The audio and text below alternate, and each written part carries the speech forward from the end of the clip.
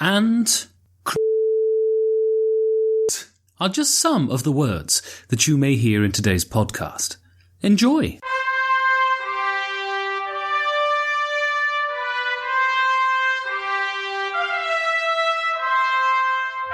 Hello and welcome to the Perfect Information Podcast, a board game podcast suspiciously squinting into the future with me, Ben Maddox, and the man who needs no introduction, apart from this one, Yorgos Panagiotis.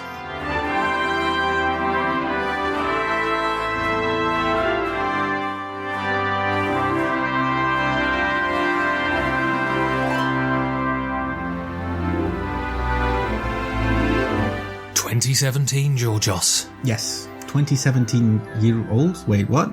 You're 2017 years old. Yes, That's because you're Greek. You go by the Greek calendar, right? Either that or because I'm Jesus, I'm not sure.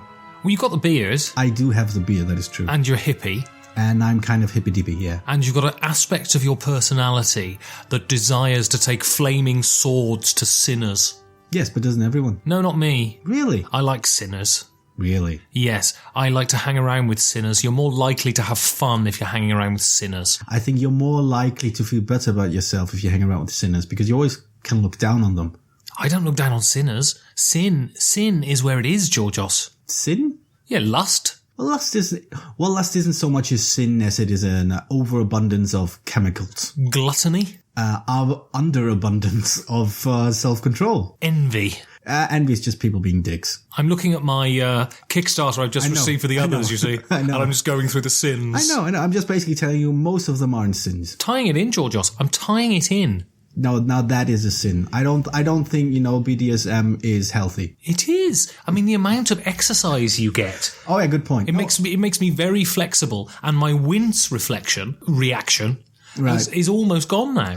I think you've convinced me. Maybe BDSM is a great thing. BDSM, that's bums, dumbs, sums, and mums. My favourite. This is getting creepy. Let's talk about board games. Okay, so what we want to talk about in our first show of 2017 is something that we... Wait, it's 2017 already? That's what I just said. I didn't really mean you were 2007. Are you really 2017 years old? No, that's ridiculous. Go on. That's why you're so divine. Possibly, yeah. And you eat dog shit. Nah, not anymore. That's a Pink Flamingos reference for all those people out there who don't know Pink Flamingos. If you don't, watch it. There's a man who whistles with his butthole.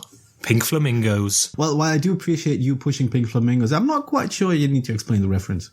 To the listeners, not to you. No, obviously. You're a cultured man. You're 2017 years old. I'd imagine in that time, you've probably watched all the films because you've had all of that time, because that's how it works. Yes, I don't think I've watched any Hall, though. I don't think it's any good. I'm going to knife you in your lungs. All right, so what we want to talk about is what we see as, if not the core of gaming, something that sort of differentiates it from the rest of our hectic workaday lives, right? And that's what we see as the amateurism in gaming. Right? Well, yes, a nicer way of putting it is the heart of gaming, which is all about being heartfelt, being, done out of passion, being done out of excitement, of a certain desire to create, to contribute, to expand something that we all love, board games, and maybe how and why it may or may not fall short in some aspects, and whether this is a good or a bad thing. So amateurism, what do you think I mean by amateurism? Because I don't mean amateurism in the sense of... I don't mean amateurism in the sense of bad or sort of unfinished. Yeah. It has a positive connotation to me. If you were to try and unpick my brain... If I were to try to explain to you what you mean when you use certain words. Exactly. What do you think I mean by that? I am kind of hoping you mean what I would mean, which is an unlearned action. Basically doing something without having special training, without having learned the craft or the art or anything about it beforehand, and just doing it, learning it as you go. Basically, being driven by, a desire to do something, to whether it is creating something, whether it is making a living out of it, and just not going through certain schools of doing it. Basically, what we're doing here in the podcast as well, apart from you, who you do have some sort of professional training, I understand. Quite a lot, yeah. Yeah, I do not. I have not trained speaking publicly. I have not particularly trained anything. I do this because I enjoy doing it, and I only get slightly better at it because I keep doing it. Basically, I feel this is the heart of amateurism. Not learning through, not book learning. Which is apparently now a bad word. But just learning through experience and being driven forward by a desire to master whatever it is that you do. And I feel that, I think that, both board game media, but especially certain board game publishers, certain board game publishing houses were born out of a certain spirit of amateurism, and over time and over experience, they've become more professional. They've become more experienced. They've become more capable, which I think is a great thing. Well, it's really interesting if you look at the evolution of the word amateurism. Right. The great thing about language is that it constantly evolves, and words have different meanings at different points in time. Cynicism is a great example. Right. Cynicism in ancient Greece didn't mean a sardonic reflection on the world. It meant a sort of adherence to honesty and living with nature. Now it means, sneering at people and going, oh, bloody hell, he's got to want something. And amateurism, if you look the origins of sport, rugby and football in particular, rugby especially, the spirit of amateurism was something to be admired. What amateurism implied to those first rugby players, well, up until the 80s when it was professionalized, what amateurism implied was a pure devotion to the craft that was unsullied by the desire to make money, right? It was, I can devote myself to this. And it's not about being unskilled. It's about being skilled, but the desire for skill in itself, not the desire to be skilled to make money. And that was the sort of spirit of amateurism. And I think that is kind of what we're talking about. Well, I think we should, personally, I want to kind of stay away from this, maybe too simplistic dichotomy between, making money and corporatization on the one hand, and some sort of purity and the sense of, high-minded joy of just designing a great game. I think. Well, the opposite of amateurism is professionalism, right? Or is it? Or is that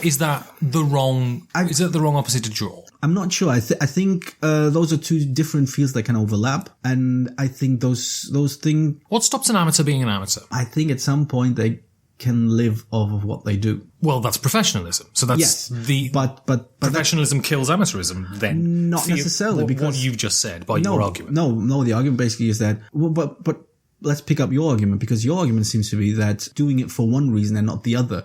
And I want to get away from this idea that these are mutually exclusive reasons. You can do something for the love of it and still want to live off of it. Absolutely. And the artist is the classic example. An artist is assumed to at least have some sort of passion about the craft, about the art that he's pursuing. But that doesn't mean he shouldn't be allowed to live off of this. Well, this is the point. And I guess, so what's a better distinction to draw, if you want to sort of bring semantics into it, is not amateurism, but a spirit of amateurism. Yeah. If we take it back to those initial halcyon sort of days of amateur sport, the aspiration to be good without money being the sole focus. Yeah, no, not the sole motivation. Exactly. Yeah. You do something because you love it, and if you get money for it, and if you can live off doing something you love, that's great. Everyone's happy because people appreciate your work enough to give you money for it, and you can basically contribute in a way that, feels good. And of course, what we're going to come to later, I think, when we wrap up, is this idea that once you introduce professionalism into it,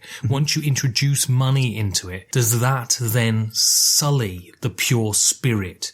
And I think we're going to talk about that later on. So I want to look first at the advantages of this spirit of amateurism. And I want to take us back, Georgios. All right. In time. Does that mean you have to wear bell-bottoms and, plateau shoes? No, that's the 70s. That's not back in time. Back. That's the present, Georgios. Oh, clearly, yeah. Led Zepp, Black Sabbath. Black Sabbath, yeah. You are very hip with the lingo of the kids these days. Absolutely, that's what they're listening to these days. Yeah, they are. These 18-year-old kids on the street, you can't stop them with their Ozzy Osbourne T-shirts and their Tony Iommi wigs. No, so the first Essen show we did, Right. And I did a interview with Ignacy, right? From Portal Games. Wait, Ignacy Trivicek. I didn't want to go down that surname nightmare, Georgios. I know. I basically pushed you into it. No, well, you said it. You got me out of it. You dug me out of it. There you go. With your spades. Apparently. And one of the things I sort of asked him, what do you like about the industry? And one of the things he said is that it's not prone to that sort of protectionism that you get within video games or you get within any other corporate sphere. Yeah. At Essen, manufacturers go and they chat and they play each other's games and they play each other's prototypes. And there's an interchange of ideas. And I think this really goes to highlight this spirit of amateurism within gaming, because if money is the sole consideration, protection of your intellectual property is your sole consideration. Therefore, you don't have this interchange of ideas. If you look at Samsung and Apple, for instance, they're constantly suing and counter-suing over minute aspects of their technology because it's all about protection of intellectual property. And I don't think that exists in gaming. Certainly at the moment. I think the driving force between this protection, driving force in protecting your ideas, protecting your intellectual property, and not wanting to exchange ideas freely with others is fear, and basically the fear of losing something that you feel belongs to you. I agree to a certain extent, as long as we're dealing with amateur designers, amateur publishers. If they're not doing this as their sole source of income, there's a high probability that they're not afraid of losing. They're not afraid. They don't feel like they've put all their eggs in one basket. They don't feel like if somebody steals this from me, I have nothing to live off. But not only are they not afraid, they're not afraid with grounding. Because if you're talking about that sort of spirit of amateurism, that collegiate thing, people just don't steal other people's stuff. Oh, no. I think there have been quite a few instances where there have been cases of ideas being stolen. Come on, then. Of course, I did a lot of research, and I have huge data banks. I know things nobody else does. I'll tell you next week. You've got the best data banks. I have the best data banks. I have the best information. No, but I do vaguely remember. Again, I'm sorry. This is basically mostly off the cuff conversation here. I think I've noticed there. I mean, there have been some highly publicized disputes about publishing rights. I mean, let's think of I believe it was Martin Wallace and Eagle Griffin. Was it Eagle Griffin? I'm not sure. Don't want to slander any publisher that didn't do anything wrong. But there was Martin Wallace getting into fights over Brass and the reprints. I think there was some misunderstanding as far as I know between Donald X Vaccarino and Queen Games and Kingdom Builder. There are issues. These things happen. They are sort of. But I'm talking about something. I'm talking about creative theft, and the only one I can think of off the top of my head is where. So basically, the way the law stands is that mechanics are not patentable. Theme is, right? So basically, if you have a theme on a game, I mean, this is one reason for making theme and mechanics intrinsic, because then it's kind of difficult to pick those two apart. So the only thing a company went and published a version of Bang, which was mechanically identical, except the theme was different. Right. And that was like last year or the year before, right? And what's really interesting is the whole community about that. Publishers, players, industry people, media people all circled the wagons. And they went, no, that's not acceptable. We don't endorse this. Yeah. Because there is what money dissolves very quickly is a code of ethics. Money is a great solvent for morals, right? Money is the solution. Yeah. Indeed. It dissolves morals like sulfuric acid dissolves sulfurs. Probably, yeah. Because the name of the acid is what it dissolves. Yeah. So sulfurs is what sulfuric acid. Hydrochlors, that's what hydrochloric acid dissolves. Clearly. Lactic acid. Is what? Lackeys? Lackeys, yeah. That's what when rich people want to get rid of their servants, they don't want to feed them no more. Lactic acid. We have probably one of the most educational board game podcasts out there. I don't think anyone, Google that shit, man. Google it. You'll find it. Yeah. On a hastily assembled website I'm just about to do. But that's the point. Money dissolves morals, and there's still that spirit of amateurism. So you have, I don't know, Eric Lang meeting with Ignacy Trivicek. Yeah. And having a chat about their games. And what you don't see is then Eric Lang coming out with a clone of Cry Havoc the next week. Or, what's more likely, the head of a company meeting with Ignacy Trzewiczek and coming out with a hastily assembled clone of Cry Havoc 6 months before Cry Havoc comes out, right? You just don't see that theft in the way that you see it in greater industries, bigger industries with more money. You see it in Hollywood all the time. And you don't see that in gaming, and I think that's a real advantage. But I think this is most to do with the fact that, the sums involved do not yet have the volume that we're talking about. I mean, when we're talking about movies, we're talking about multi-million-dollar enterprises. We're talking about billion-dollar enterprises in some cases. And I agree with you. At a certain level, to quote a movie I quite like, $1 million is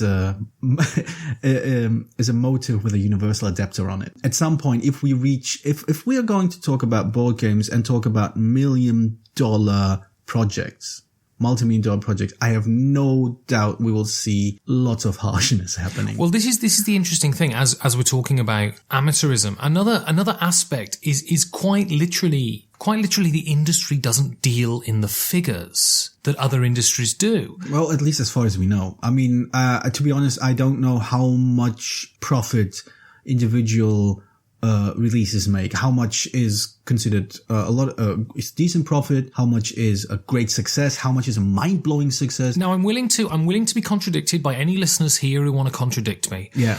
But I'm fairly sure that Star Wars Rebellion didn't make as much as Rogue One. Now, I'm willing to be contradicted on this, but I'm fairly sure that's the case. I'm fairly sure the figures cited are different, right? Slightly, maybe a digit or so. But let's go on. Another thing you notice about board games is what I've written this down as is access of creators to players and vice versa. And what I mean by that is you're constantly, I mean, especially if you go to conventions and stuff, you get to sit down and talk with those people who create the things you love. And there is a feeling that the creators are on the same level as the players and vice versa. Right. There's no you can go out and have a drink with Bruno Guitarla.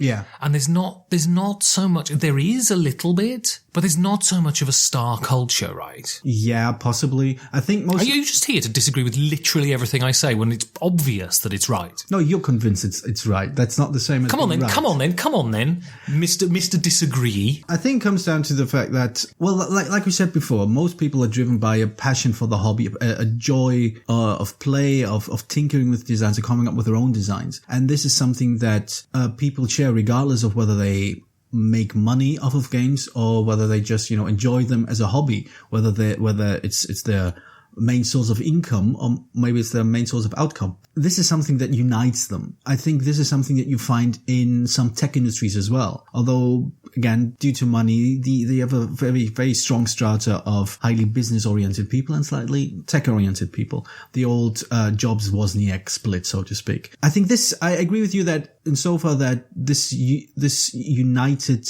passion for games makes us feel more approachable to one another. We feel we have something in common. When we talked to individual designers in Essen, you could tell these people love games. They might not love the same games we love, or they may very well love the same games, but they love games. This is something we share with. This is something that unites us. And by virtue of that fact, it's easier to approach them. There's still people who do something professionally that most of us do not. So there's still a certain distance there, a sort of respectful distance, hopefully. And I do feel to some extent we are seeing the beginning of something of a star cult. We are seeing, and I'm not, excluding myself from this. I fall victim to that just as much as everybody else. You do see a certain tendency of name dropping. For sure. Because we do recognize, even instinctively or maybe subconsciously, we recognize, these certain, talking about Ignacy Trzewiczek on a first name basis, talking about Bruno Cathala or Bruno Faiduti on a first name basis, talking about Gil Hover, or any of the designers whose games we love, talking about them on a first name basis, they get a rush out of it because, of course, when we talk to them, we are approachable. We are just general people. It's like talking to someone at a party.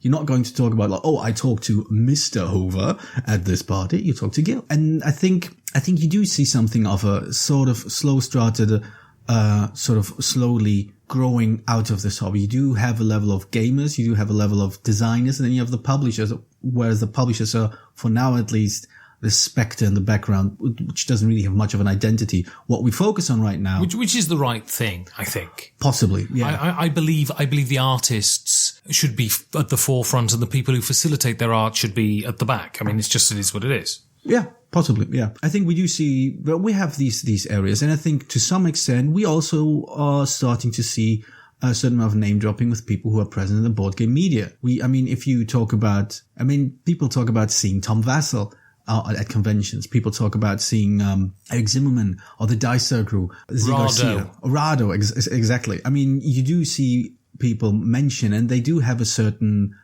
presence in the hobby. So I think you do have these fields. It's not all, this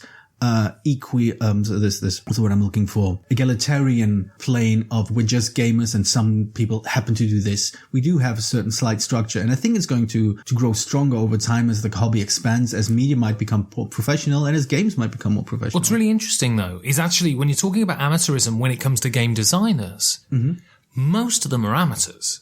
I think so, yeah. Most of them don't fund themselves as game designers. Grant Rodiek, for instance, the guy who designed Cry Havoc, is a programmer. Okay, yeah. Stefan Feld, one of the most prolific game designers and highly regarded game designers of our times, is a teacher. Yeah.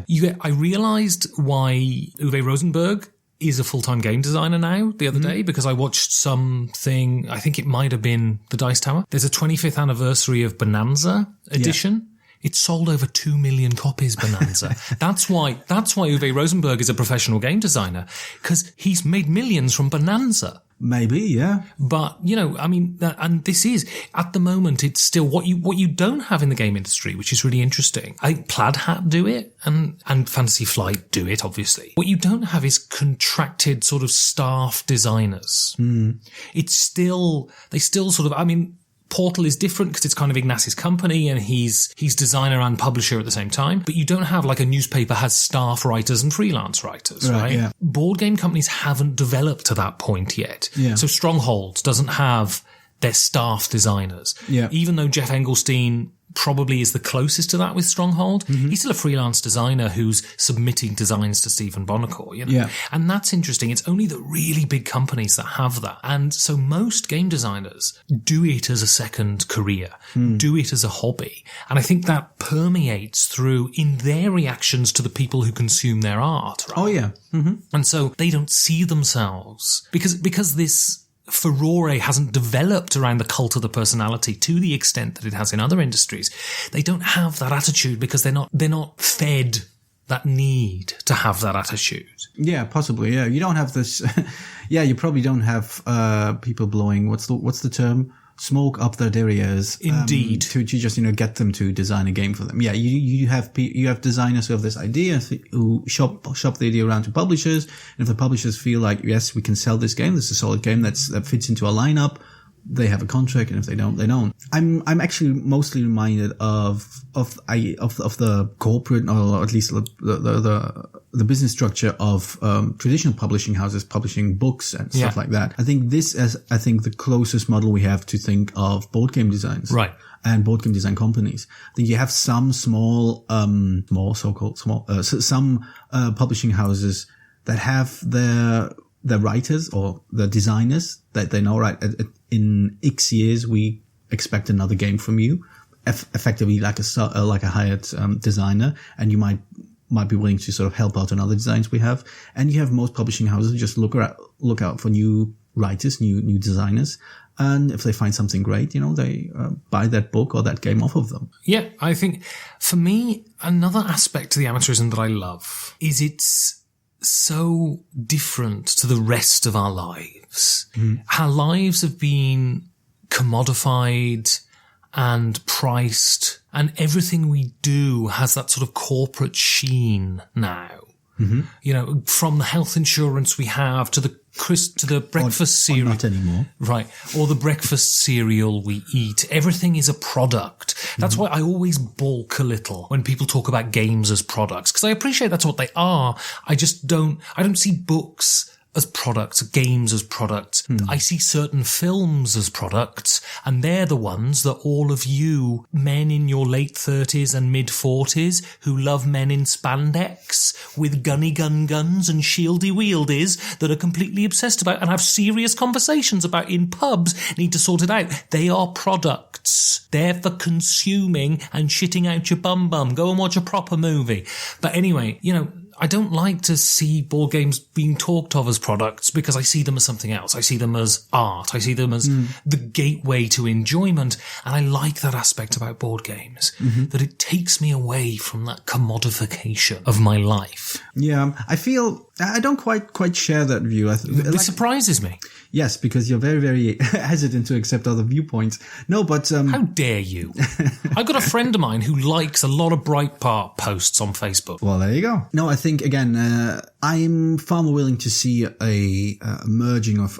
I believe that a game can be both a commercial product and art. I think movies, books can be both at the same time. I agree with you that something that is purely designed to be just a product and has no aspiration to be in any way art is distasteful. And I agree with you, there are quite a few movies like that out there. No question. All of the Marvel shit. All of the Marvel shit. All of the Marvel shit. Well, I don't agree, but that's not the point. It comes down to whether you can find a balance that you feel comfortable with. To some extent, like I said earlier, we want to have a industry where people who love what they do, who are good at what they do, can live off of it. Right. Like you want artists who do art that speaks to a lot of people, that, says something about who we are and how we live. Those people should be able to live off of this. I agree. And it shouldn't be just, the accountants and whoever has the publishing rights that lives off of it. It should be the people who actually do the work, who do the creative work, who do the craft. So to that extent, I think it's perfectly fair to look at a piece, a board game as both a product and as a piece of art, and find a good middle ground and find a way that works, a way to, I don't even feel these are opposites. I think they can easily be both. You can have a great product that still is worthy of art. It's just, it's hard work. It's the creative aspiration, though. I'm a believer, and this is hopelessly naive, and frankly, I don't give a fucking shit anymore, because we live in a world that is fucked. People are getting fucking killed every fucking day for no reason. The world governments are collapsing to Nazi, so I want to live in a bit of fucking naivety for a while, right? Yeah. And I want the people who create the things I consume that I love, that make me passionate. I want them to have aspirations that are higher than fucking money. I want them to look at it and say, I want to create something that is good, and that is my primary goal in creating this. I'll let all the people who are better at that stuff deal with that stuff. Let the money people deal with the money. Let the marketing people deal with the marketing. Let the publishing people deal with the components. I want to create this out of just a desire to create great art.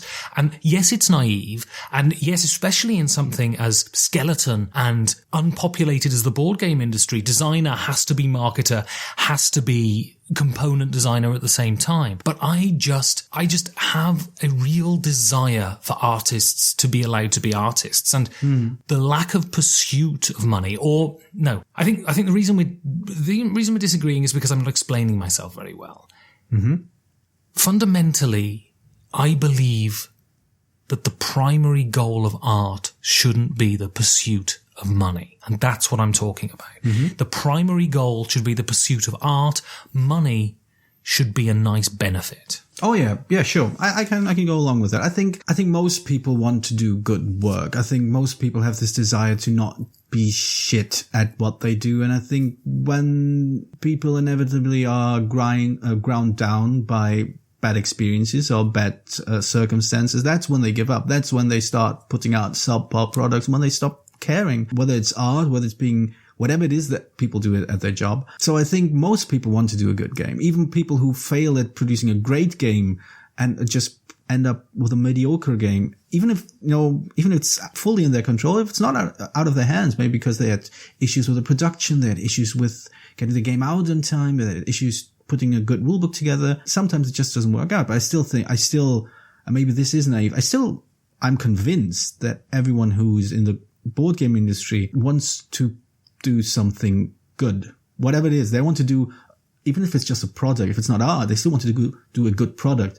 And the second point I want to sort of offhandedly disagree with you. I don't think we should leave money to the money people. That's a big source of the problem. You should never leave money to the money people. The money people are fucked up. We'll leave the law to the leave the remuneration of the artist to the law people who are on the artist's side. Yeah, that makes more sense. I'm talking about the monetization of the product. If you want me to use corporate bullshit terms, leave that to the money people, because generally they're better at that than the artists. Yeah, possibly. I think that's a topic for another day. Basically, it's going to be a special episode. Everything wrong with capitalism, right? But I mean, the point is, I don't think it's a problem. I think it's unrealistic, and I think it's naive, and I think it's probably wrong, but, aren't all beliefs that anyway? But I think the aspiration for this to be... So, what you're talking about is right, that people want to do good work. Yeah. What I don't think has happened, mainly within the hobby board game industry yet, is what sometimes happens in Hollywood, which is the perception of what is good work is box office. Yeah. Mm-hmm. If this makes this much money, then we've done a good job. Yeah. Suicide Squad is a great example. I get dragged because I've got a friend of mine who works as a movie journalist, so he drags me to all of these crappy Marvel movies and DC. I know it's a DC movie. And these crappy superhero movies. And Suicide Squad has been a rip-roaring success. Why? Because it made huge amounts of money. The film is an absolute disaster. It's not even a film. It doesn't have a plot that hangs together. It's an artistic fuck up. Yet, Hollywood has this idea that if you make this much money, it's a good job well done. Board gaming doesn't yet have that, I don't think. Yes, I agree, because I think basically what you're basically saying, and I agree with it completely, is that the purpose of Hollywood movies is not to be art. I mean, art is the nice benefit. Right, absolutely. And in some cases, this is my hopeless optimism, I do believe that whoever works on these movies, no matter how awful they end up being, I think most of them are trying to do a good job. They might be working under false pretenses. Their idea of a good job might have no aspiration to be art, and just, I want to just, as an actor, I want to know my lines well. I want to emote what the director or the script tells me to do. And this is a job well done, and they're right in that respect. But, if the entire construct, if the only purpose of it is to sort of fill time, sell shit, and get money out of people's pockets, then yes, it's doomed to be awful. And I think Suicide Squad falls into that category completely. It's supposed to be a franchise. It's supposed to be to build a universe so the movie company can, blurt out these easily done movies that just, attract make a lot of and the t-shirts and the action figures. Yeah, and then these men who are in their 40s just gobble it up like fucking seagulls. It doesn't matter. Get over it. It doesn't matter who sees them. At the end of the day, the purpose of these movies is to be a catalyst to create more money. Okay, so to wrap up, is it inevitable, do you think, what we've been talking about, we've been railing against, I mean, certainly I have, and you in a far more muted way, railing against this sort of rampant corporatization of everything in our lives.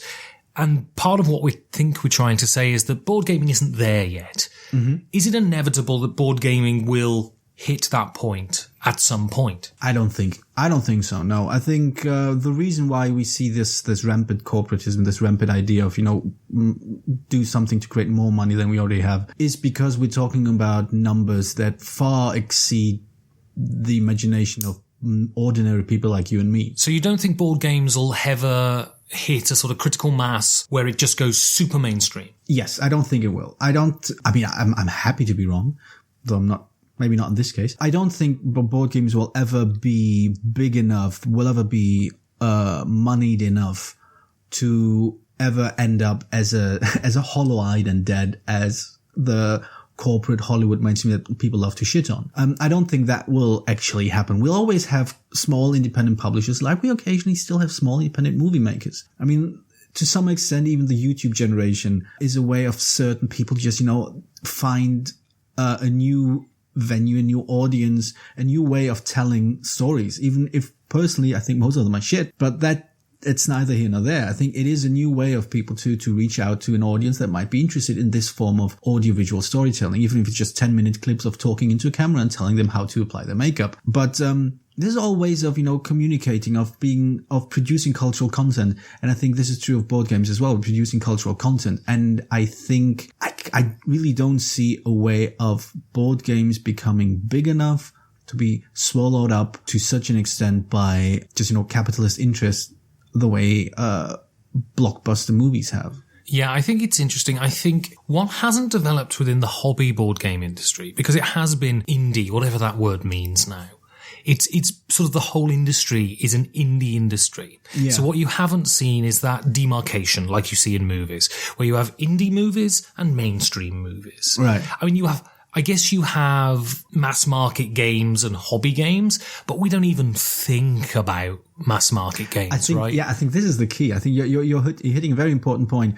When we talk about board games, we don't actually even see the mass market games, which are your Monopoly ripoffs, which are like Pachisi, which are like the 100th variation of backgammon and chess. We don't see these things. What we see are the designer board games, and they get broader and more varied, and some of them become even more niche, and some of them become even more family friendly. And it's fantastic. I think ultimately, if we're just talking about this segment of board games, then no, there's no way that it's going to be swallowed up by corporate interests. Well, I think it's interesting though. I see this area of board games becoming more fragmented as time goes on. And I see they're developing an indie mainstream within a niche. I just see it. You see it within role-playing games. Oh, yeah. You have D&D, and then you have, what's that one with the people breaking up? I don't remember.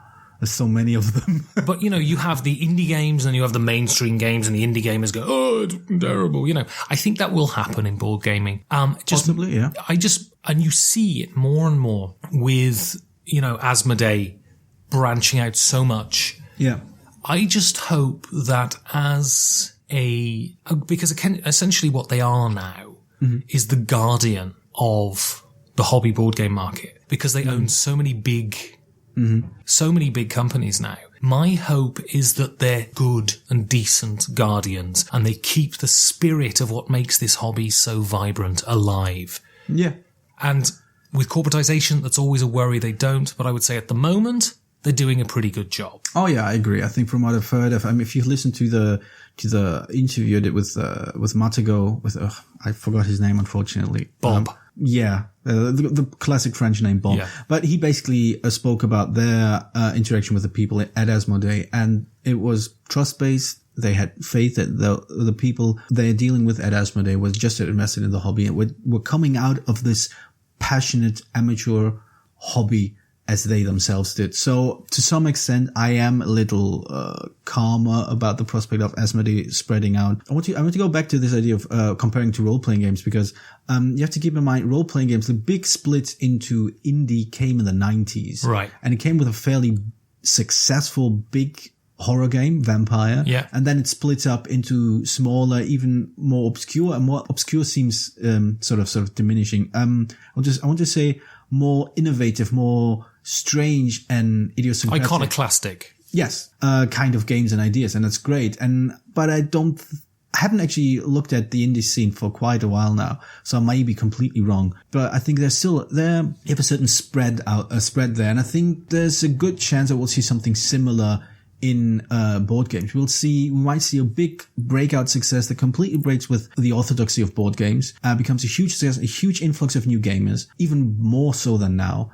And then we'll see smaller publishers coming out with these odd, weird, funky little games, of which we already have so few. We have, the first game that I realized was really odd was Falling by James Ernest, which is about falling to your death, but after everyone else does. And there are these other smaller games that are really odd and strange, these one... Kuna and Luna, for example. Or there's this game about, deck building, the deck building game, which is a very stupid joke, but a nice little game, and just really obscure and funny little ideas. And I think we're going to see more of that. I think that's great and it's fantastic, and it just proves that the amateur spirit is alive and well, and it's not going to be bought up by Asmodee. And even if Asmodee should go kaplump at some point, I do believe that the amateur spirit will survive and will carry over this hobby. It'll be a small setback, because instead of these fancy little kickstarted hyper miniature super games, we have small funky ideas. We have little weird games that we can play with our friends, and it'll still be there. I think I'm actually surprisingly optimistic, I realize, about the future of board games, and I don't feel that corporatization is going to be its doom. Well, that's good, because I was just about to ask you that very same thing. And yeah, I think by and large, I'm optimistic. The only thing I would say in the negative is they're going to, while Asmodee are buying up all the distribution channels, which I think is their real goal, they're just going to get more and more expensive. That is probably true. Do you want to design a game one day, Georgios? Of course. What is it going to be about? It's going to be about dancing socks. Oh no, it's going to be about seals and projectile vomiting. Sealy Projecto. I can see it now. Yes. It's the camel up for a new generation. See, when I hear you should... No, not the word camel. Why not? I think of camel toe, and that's just awful. Camel toe's amazing. It's one of life's great free pleasures, Georgios. You know what's also pleasurable? What? Ordering stuff from spielpro.com. It is. It's very pleasurable, because you know what spielpro.com do, Georgios? Yes, I do. That's why I brought him up. They provide your basic components for your games. They have absolutely everything you need, from things to stand your cards up in to things to prototype your designs with. Spielpro.com are not only for the people who desire to make games and design games, but they're also great for replacement components for people who lose their stuff. Which we, of course, wouldn't, because we're responsible gamers. That's right, and I'm never drunk the whole time. Yes. Never, and not the whole time. That's true. I'm drinking, it's the morning, and I'm drinking a cup of tea, and I strengthen it, Georgios, with the anthrax. Yeah, I used to do tea as well, but at some point I gave up on the water and just put in straight, vodka. Ooh, vodka. Ooh, vodka, yeah. Ooh, vodka, is that extra strong vodka? No, that's Uwe Rosenberg vodka. Oh, right, so you have to convert the grains to the apples to the vodka. To feed the tea, yeah. Right, that's amazing. Anyway, spielpro.com, George. Spielpro.com, components, everything you need for prototypes, and everything you need to replace lost prototypes. Now, I'm not going to say that we forgot, but we forgot. So the coupon code for spielpro.com is still Perfect Xmas. It is. But we believe in the Ron Wood wizard idea that Christmas should be every day, Georges. Don't you wish it should be Christmas every day? How many references was that in one sentence? Well, Wizard and Ron Wood are the same person, you see, so actually one reference. I thought Ron Wood was one of the Stones. Spielpro.com. Buy your stuff. You mean Ron Weasley? Love him. I don't believe this, Georgios. What? We've seen this. No, what is it? Will you knock? All right. I can't believe Jens hasn't opened the bloody guild. Well, didn't you read the note? No. He's off to first Ibiza and then Mykonos. When's he coming back? I didn't say. Apparently he met someone. Someone? Who's someone? I don't know. Sam. Sam, you're getting in the way of my night at the guild. This is disgusting. What are we going to do now, Georgios? Go drink something else? Well, I've got a tension and release practice in an hour anyway. All right, very, very well. I think I have an ouzo somewhere. That should make it more palatable. I'll say goodnight then, Georgios. Ooh, there's my button. YOLO-games.com, Georgios. I think you've pronounced it wrong. I think it's supposed to be YOLO. That was beautiful. You don't sing enough, Georgios. I know. You should sing more. Possibly. You got the voice of an angel. Pretty much, yeah. I am 2017 years old. That's true. You know Clarence from It's a Wonderful Life? Yes, I know. I've met him. That old bloke. Yes. That's the voice you've got. Clearly. How's it going, James Earl Jones?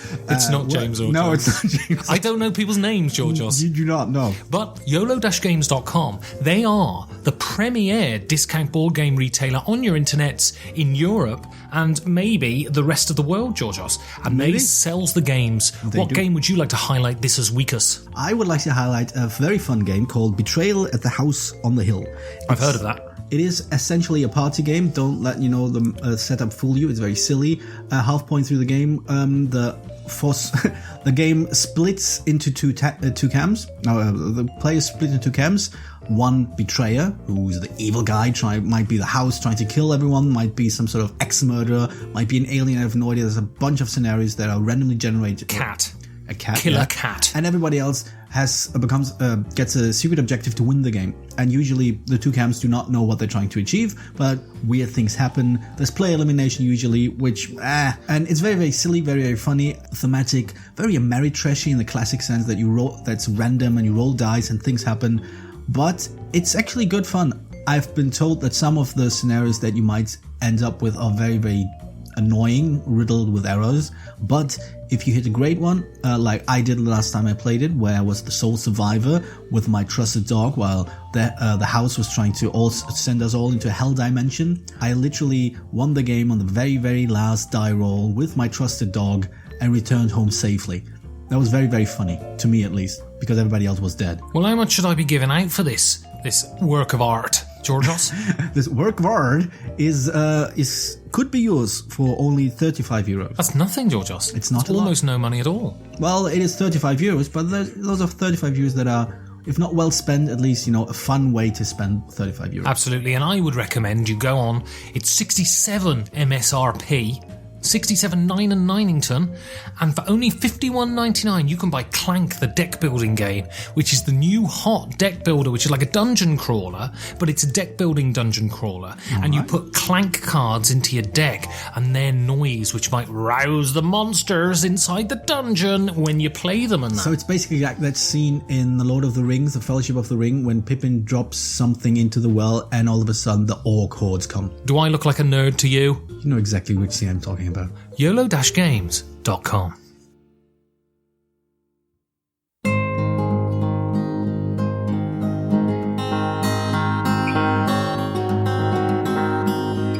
I'm Nick Mariner, and this is the Boardgame Professor.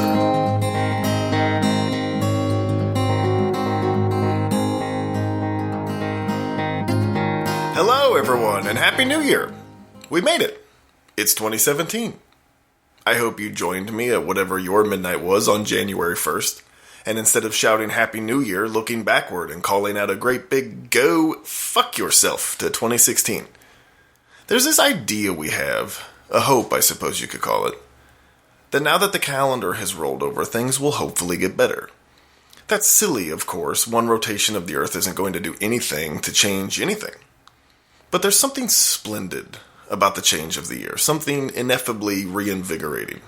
New year, new me, to use a boring old aphorism that means almost nothing at all. However, in the spirit of taking change into our own hands, I'm trying a new segment for the show. Right now, I plan it as a multi-parted sequence that will last either until I run out of ideas, or the vast, yearning masses of perfect information listeners speak up to tell me they hate it, and I go back to making unclever, meeple-related dick jokes. Here's what I'd like to do.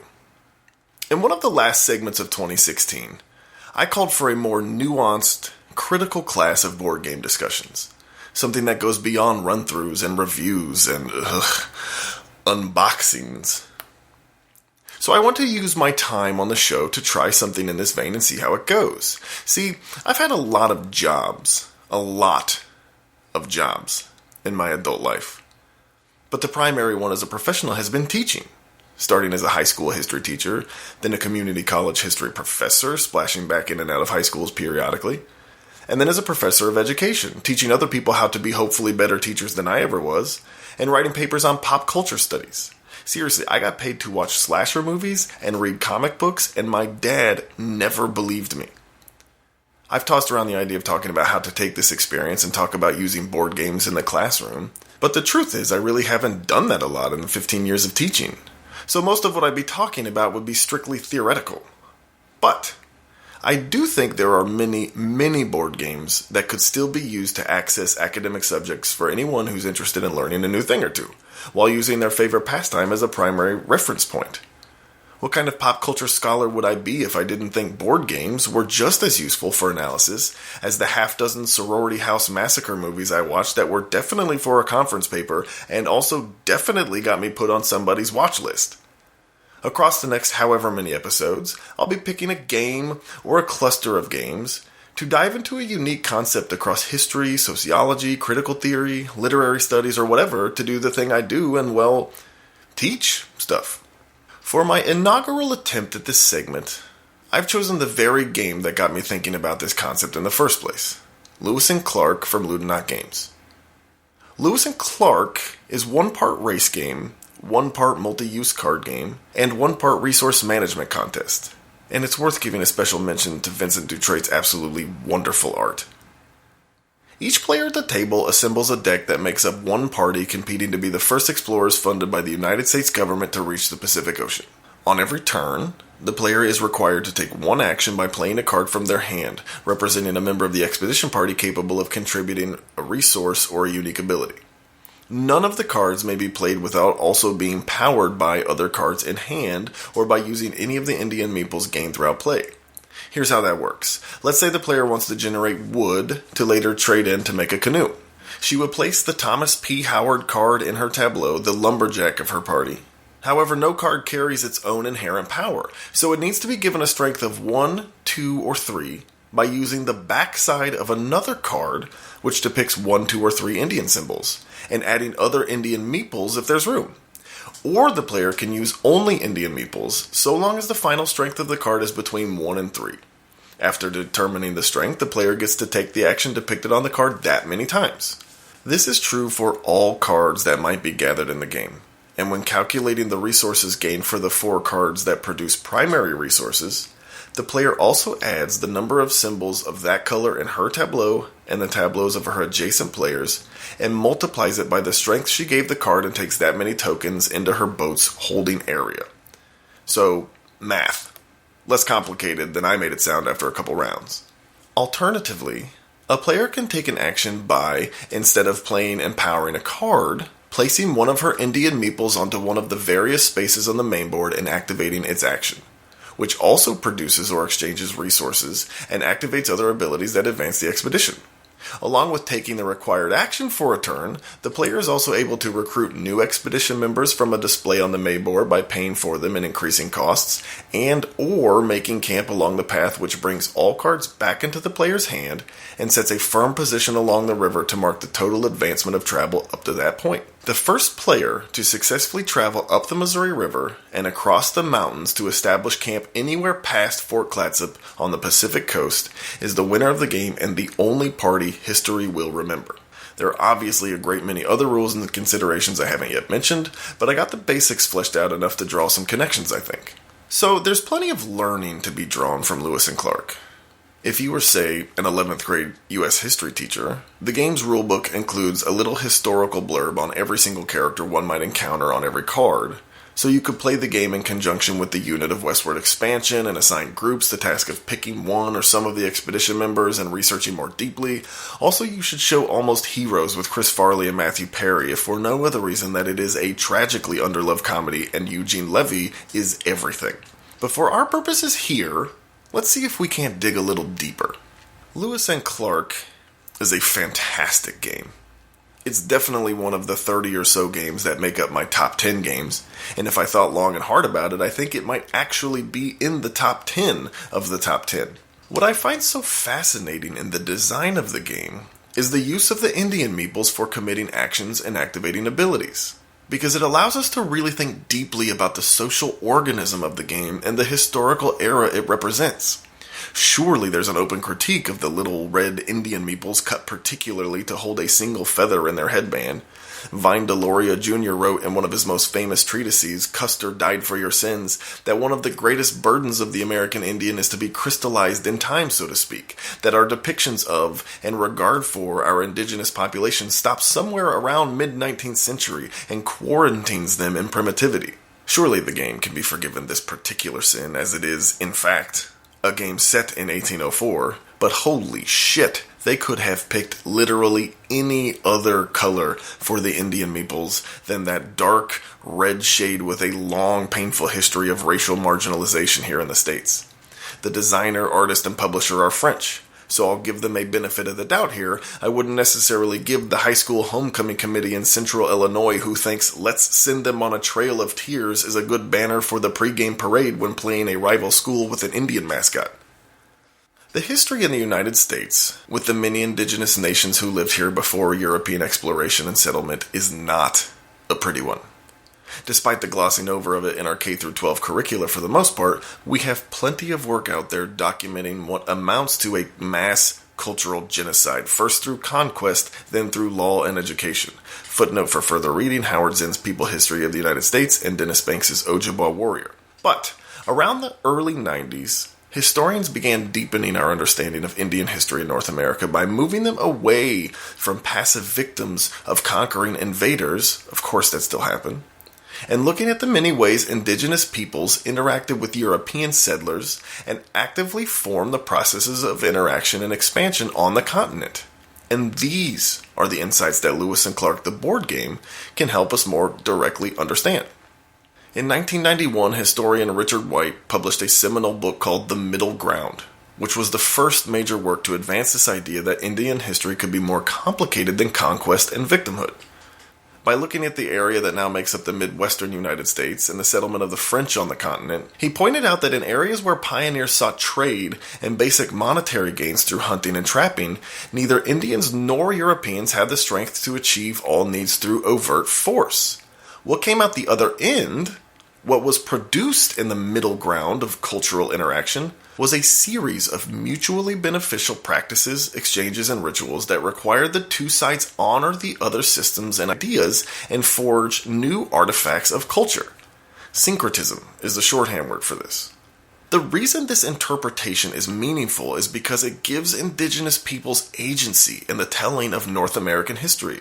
It allows them to be important and capable subjects in the story, not nameless and fated objects.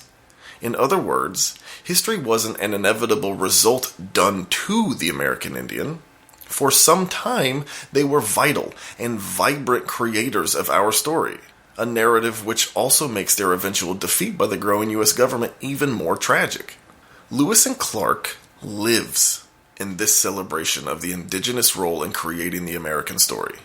The voyage of Lewis and Clark is well known and often told as the champion of white European expansion and heroism. Sometimes Sacagawea gets mentioned as a helper, but more rarely as a primary actor. In the board game telling of this narrative, the success of the expedition parties is virtually impossible without the use of Indian participants. They are, in fact, the very resource that gives an explorer's action the ability to be used. One way to read this, I think, is to say no member of Lewis and Clark's party could produce even a basic resource without knowledge of the land of those that live there and an agreed-upon partnership for production. One of the most important cards in the game, both for gameplay purposes and for the telling of this historical narrative, is the Interpreter card in every player's starting deck. When playing the Interpreter, the player gathers all the Indian meeples played on the main board and recruits them onto his boats for later use in accessing resources and powering other cards.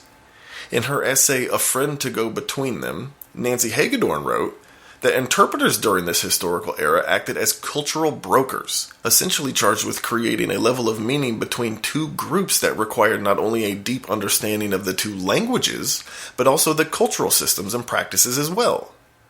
The ability of a good interpreter to navigate these contrasting groups to achieve mutual benefit sensitively and ethically was crucial in that middle ground process for avoiding hostility and violence. Skillful use of the interpreter card in the game often means success for the player, and the importance of that role for game management, I suggest, is a really neat way to understand the concept of the cultural broker, and how, when done in the name of discovery and expanding knowledge, cultural cooperation was privileged over removal and eradication.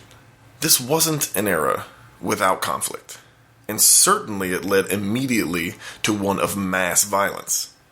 But what I love about Lewis and Clark the board game is that it rests comfortably in a historical narrative that insists upon the essential capability of all actors in the drama, including the indigenous groups met along the way.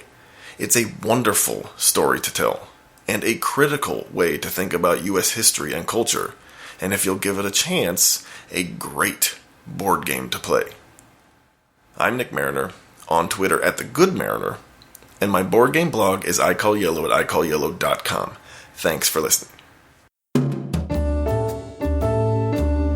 It's crass, unsophisticated, and emotionally manipulative. It's this week's review. Ah, welcome, sir. We've been expecting you. If you would just follow me to the dining hall. The guests have arrived, and we are about to begin with the traditional opening equation. I've taken the liberty of placing you on the right-hand side of a host. Was that, sir? Yes, that does seem to be him. Your arch-nemesis, you say? Oh, I do apologize, but there was nothing to be done. Yes, I do understand you have sworn to see him dead, but if it is any consolation, the lady across from you has also sworn a blood oath to see your spiteful lineage end tonight. Her words, sir. For today's first course, we have red wine, of course, to be spiced by liberal use of our selection of arsenic, cyanide, and pictures of your mother, any and all of which should help the drinker to an early exit from tonight's festivities. Was that, sir? Yes, indeed, that was a yo mama joke. A very astute observation, if I may say so. I am sure your keen senses will help you keep track of who has put what in whose drinking cup. You may yet survive this dinner. Do pay attention to more than your own goblet, though. As you may have gathered, it is custom in this house to pass and swap goblets in all manner of ways. It would be a shame if you were to end up with one that isn't as healthy as your own. Ah, it is time to begin. Ladies and gentlemen, please, raise your goblets.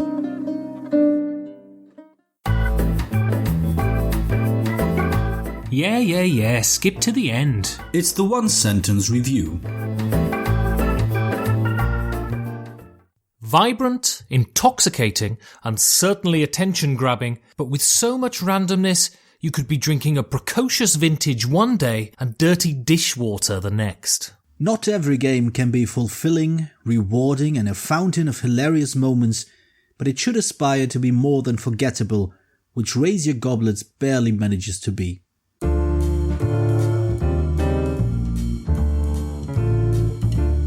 Georgios? Ooh, what's that in the corner of the room? I don't know, but it's eating peanuts with its nose.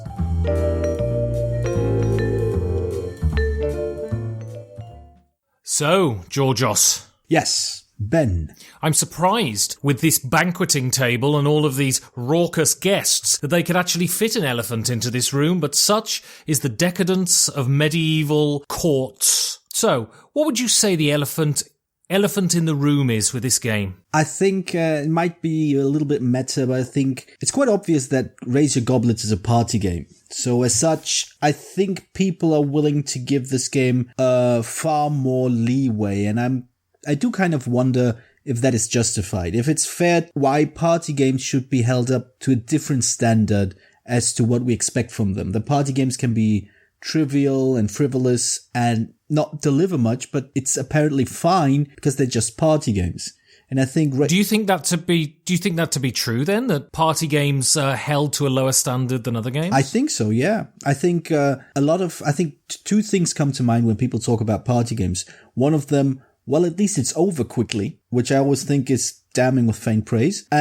Or basically it's not even faint praise, it's just basically saying it's so bad, you don't have to suffer long. And the other point is that I think party games are assumed to be somehow lowbrow. That somehow strategy games, games that take 2.5 hours are highbrow and therefore worthy of higher standards and, deeper analysis.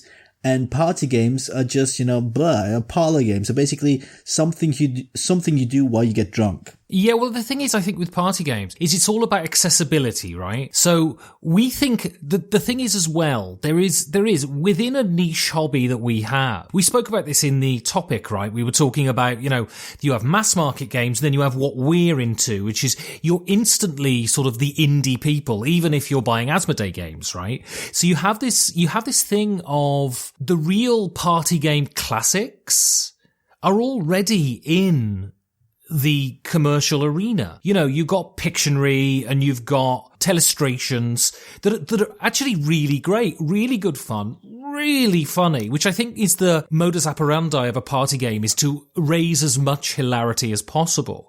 And they live within this world that we sort of eschew as cultivated hobby gamers, right? So there's always going to be an inherent snobbishness about them. But when they're great party games, they're absolutely great. They're very context dependent, but they can be really funny and really good fun. And yeah, I think Raise Your Goblets is definitely a party game. I think it definitely aspires to that sort of hilarity, but I'm not entirely sure that it reaches it. Oh no, I think I agree. I think I don't think it's very good. I think you're right. Accessibility is the cornerstone of any proper party game. I think we talked about a few very accessible games in the show. We're big fans of Codenames, which is very accessible. I'm a huge fan of Flamme Rouge because of its accessibility. And I think while it's not a party game, I think it stands shoulder to shoulder with other very, very accessible games.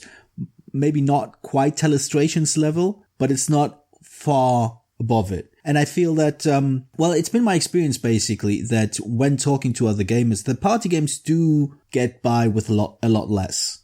And I don't think they have to. I think Codenames is a good example of a party game that is well designed. Flamme Rouge is an example of a very, very accessible game that's about as accessible as a party game is supposed to be. One of my ultimate favorites, Cosmic Encounter, is in some circles considered a party game for nerds, which kind of makes sense.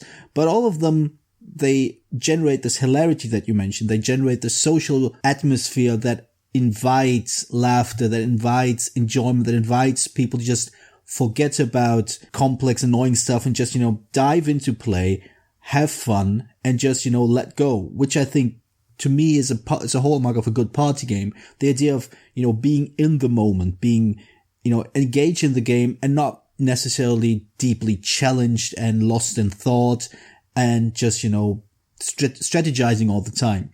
Party games, what they need to do, and what successful ones do, Time's Up, as I say, Telestrations, what they need to do is the rules just need to melt away. And the gameplay becomes absolutely instinctive and instant. And then the people, when there is absolutely no consideration about the rules, when the mechanics just sort of sublime into the atmosphere, people can do what party games encourage, which is interaction. And I would venture that one of the issues with Raise Your Goblets is that actually the rules are always there. They don't ever quite melt away, and it always feels quite forced and quite gamey. And the interaction is hampered in some way, right? I think you bring up an interesting point, the idea that the rules should melt away. And I think this sort of explains why party games or games that are labeled party games are often so rules light as to be, trivial, which is, I think, my big issue with bad party games,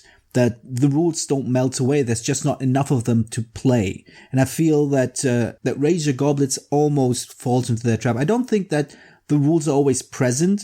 It's just the rules don't really generate a lot of interaction because you don't really have much to interact with. Your information, and we're going to talk about this in the experience bit, but the information you deal with isn't that tangible.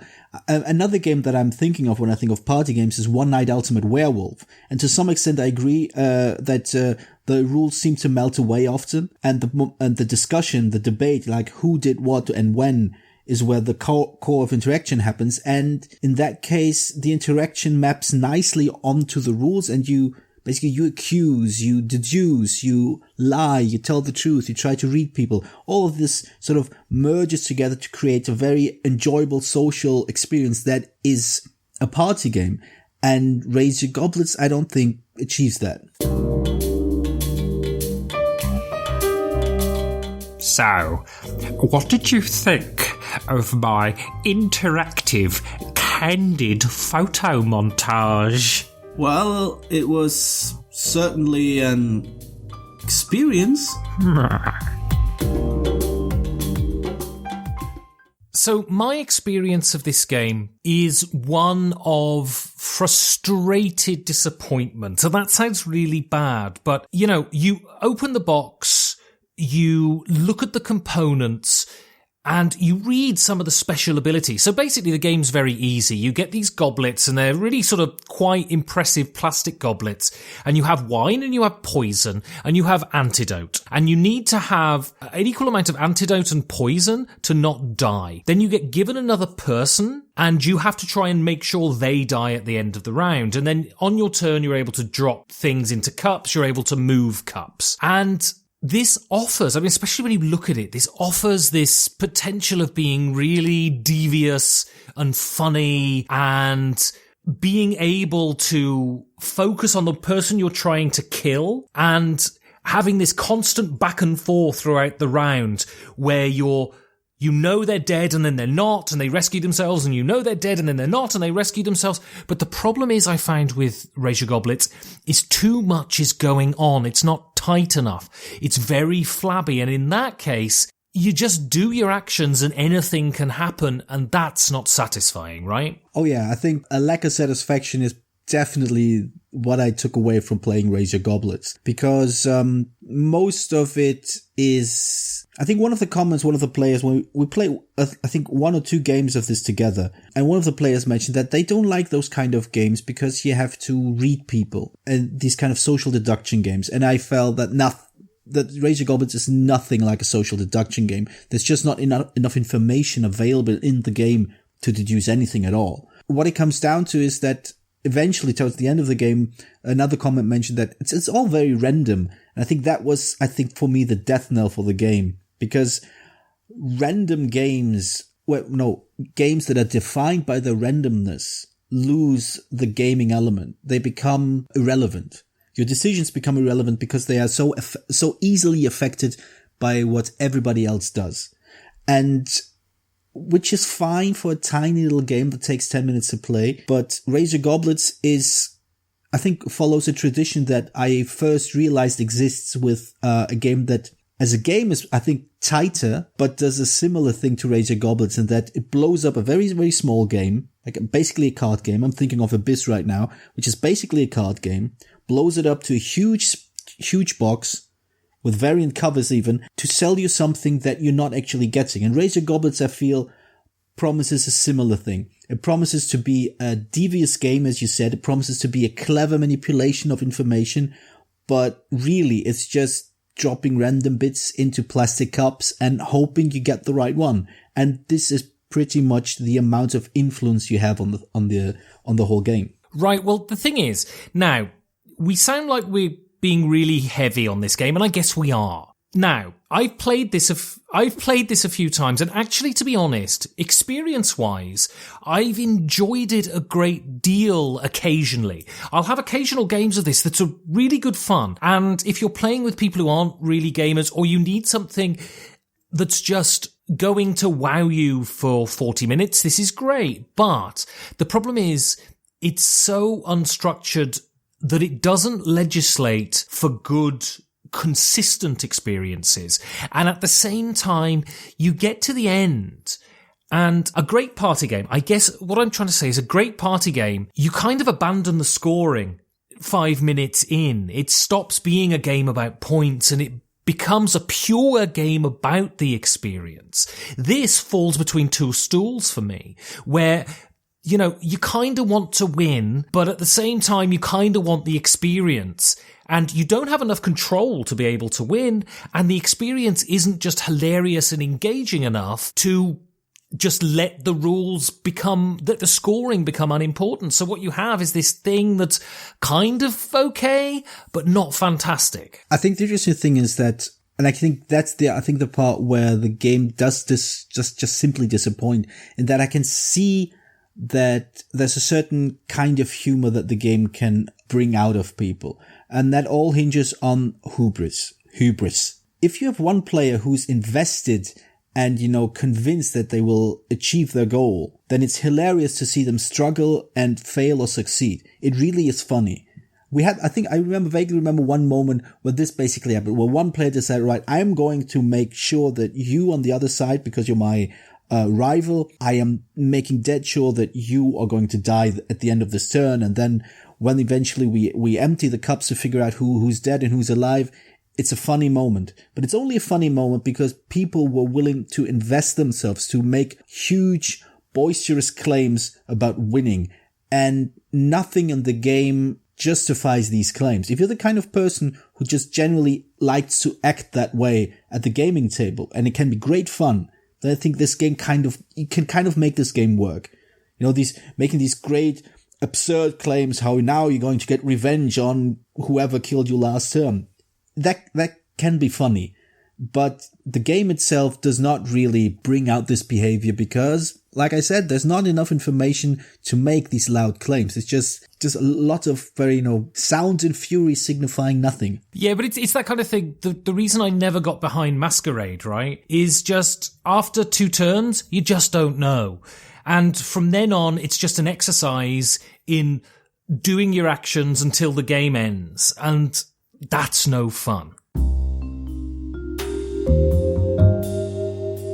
So what do you get if you mix together sexual frustration, hatred of the world, and congenital stomach problems.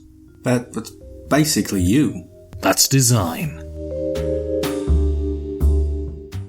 Alright, Georgios, so I'm kind of finding it difficult to find things to say about the particular design of this game. Help me out.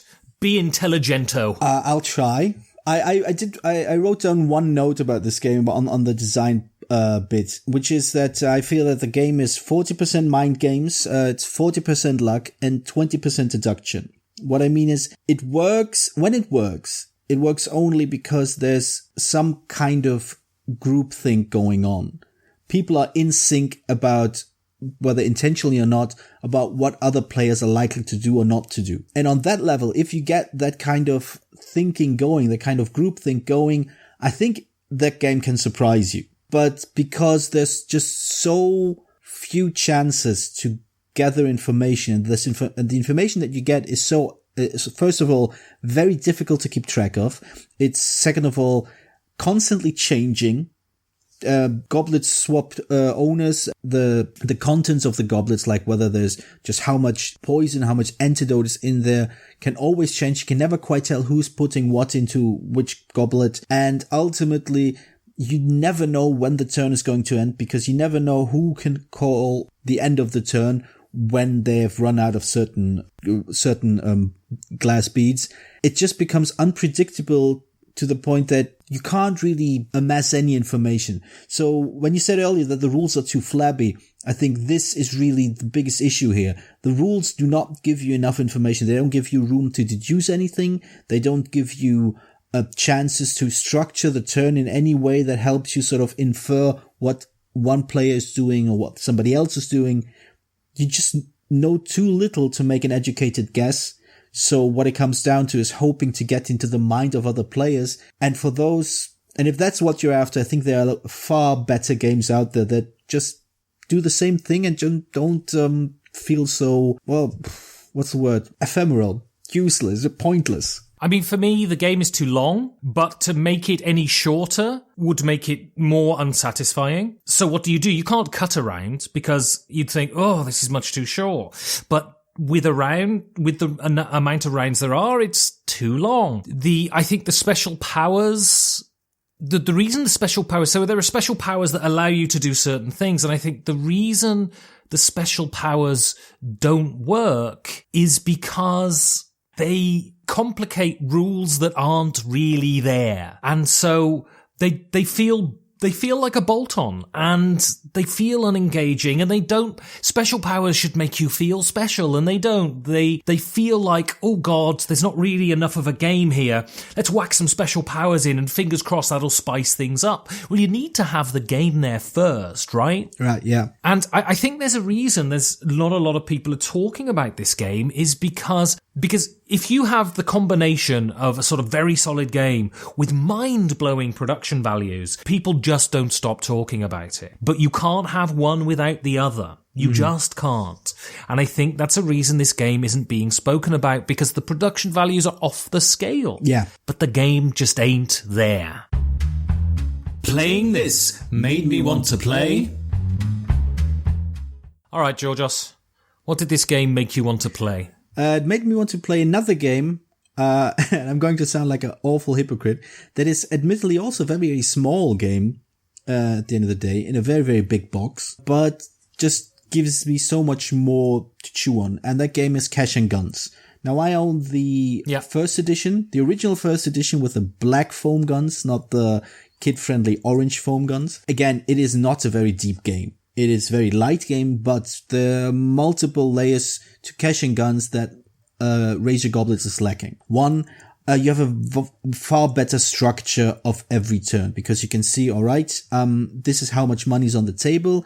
This is how many people are going to want to stay in. How likely, you can sort of gauge how likely others are going to waste their shooting cards as opposed to their blank cards, because based on how much money will be split up. You have you can easily track special abilities. You can easily track who is in danger of running out. You have a moment of playing chicken, basically, when 3 players are pointing their foam guns at you. Of course, it's ridiculously fake, but you know at this moment, right, am I going to risk getting shot and thrown out of the game, or am I calling everybody's bluff? And there's just it's just so much tighter designed, allowing you to actually engage into mind games. You can sort of intimidate players. And I've seen actually players starting to sweat because of how others are pointing foam guns at them. It was hilarious to me and to them. And there's so much more room for role play. There's just so much more room for surprising play eliminations. Everything just works so much better, and it's basically the same box.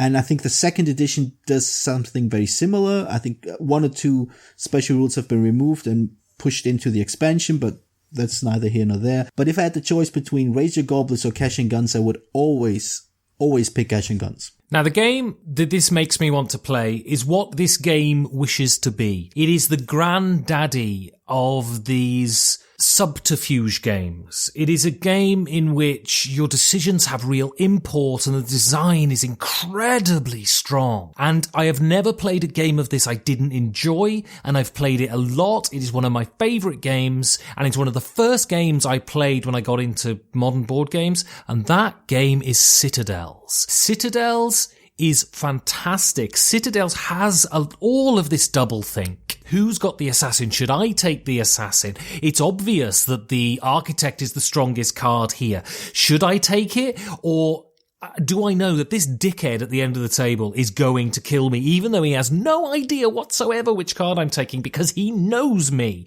Citadel has this thing. It also has a really solid game. People talk about, the building part seems bolted on. I disagree. The building part feeds in to this role selection, and it makes your strategy. And Citadels is the perfect, for me, amalgamation between a party game and all of those emotions that party games give you, and the structured strategy of a good, solid Euro game. I adore this game. I don't play it enough. And the more and more I think about it, the more I think that these raft of social deduction games have been trying to get the tension and the strength of subterfuge and decision making that Citadels gives you, and not one has achieved it yet. So the game I want to play is Citadels. So Georgios, should people buy this Gamos Los Wamos? They should either buy Citadels, the new edition, or the reprint. Apparently there's 2 versions, one with brand new characters and one without. Or they should buy Cash and Guns in the second edition, which I'm told is 44% less racist. They should not buy Raise Your Goblets, even if it's cheap. Unless you desperately need glass beads and plastic goblets, then maybe you can buy it for $5. But the game, it's not worth it. I'm sorry. It's just, I couldn't justify. If somebody were to give it to me as a gift, I would find a way to get rid of it because I only have limited shelf space. Yeah, Raise Your Goblets is, I've spoken to the Horrible Games guys a couple of times at Essen, and they all seem really passionate and really into what they're doing. And Raise Your Goblets is a game that I think was conceived with the greatest aspirations. It just didn't end up very good. And it's a problem. The problem with buying Raise Your Goblets is, for me, is I don't think you'd play it much more than after the initial 2 weeks that you bought it. So you're going to find yourself with this game on your shelf that's not going to get played because it's a little too long to fit into that filler territory. And frankly, it's just not exciting and hilarious enough. So no, go out, buy Citadels. Citadels is genius. Yeah, I think, you win some or you lose some. I think the Horrible Games guys have some great ideas, and I like some of the things they've done. This, sadly, seems to be a misfire, but, you can't only have winners. Unless you're me.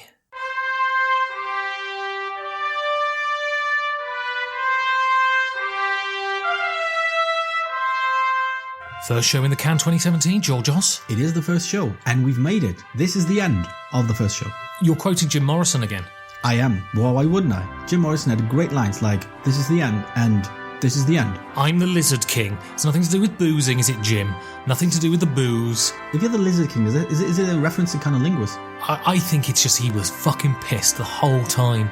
I like my interpretation. Yeah, I don't even know what that means. So, Georgios, how can people get in touch with us? They can get in touch with us by way of Twitter, InfoPerfected and Perfected Info. They can get in touch with us over the website, which is infoperfected.com. They can find us on Instagram, which is Perfect Information. They can find us on Facebook, which is Perfect Information. And they can find us on Boardgame Geek, which is the Guild of Perfect Information number 2348. And if they were to go to the website, Georgios, what would they find? They would find posts of our new shows and of our old shows as well. They would find reviews, which we more or less regularly post now. They would find essays, texts from contributors like the esteemed Mr. Tony Boydell, and they would find occasionally things we just put up because we think they're funny. Like pictures of naked me. Yes, that is very funny, that is true. So far we were spared that, but it might show up in the future. Well, I'm having a dryary, so it's not going to happen in January. Yes. But it might happen in February when I start drinking again. Excellent. So, and also, now, we've been pretty uncapitalist, but new year, new us. We want to take this show to the next level. We want to start doing more content. We want to start doing more regular content. And what that means is we need the time to do it. And unfortunately, in the world in which we live, where there's no basic income, we need money to do this. Well, there is basic income, just only for the 1%. Right. So you can support us. So you can go to the website, you can hit the donate button, and you can donate some money to the show. That helps us improve our sound quality, but it also helps us give over our time to do other things. And we have thousands of ideas, and none of them get realised because we simply don't have the time to do it. Yes. And also, part of that is getting more listeners. So please go out there, review us on iTunes. A lot of podcasts, they give us 5-star reviews. I mean, give us the stars you think we deserve. If you don't think we deserve 5 stars, first tell us why, and then give us whatever you want. Yeah, but go onto iTunes, review us, and say why you think it's good. It'll draw people into the show. And you know, you don't have to give us money. There are other ways to support us. So you can talk about us on your shows if you have podcasts yourself. You can tell your friends, say, listen to this show. It's good. It's funny. There's a couple of idiots who speak idiotic stuff all the time. And use funny accents and bad accents and awful pop references. And you can talk to us on our guild. And you can tell us what you like, what you don't like. And you can help us get better for you. And finally, if you'd like us to review your games, if there's any publishers out there, please drop an email to infoperfected@gmail.com and we'll arrange something and we'll feature your game. And we'd just like to say at the beginning of 2017... Oh, I'm supposed to say something now? Yeah. Alright, lock and load? Say goodnight, Georgios. No.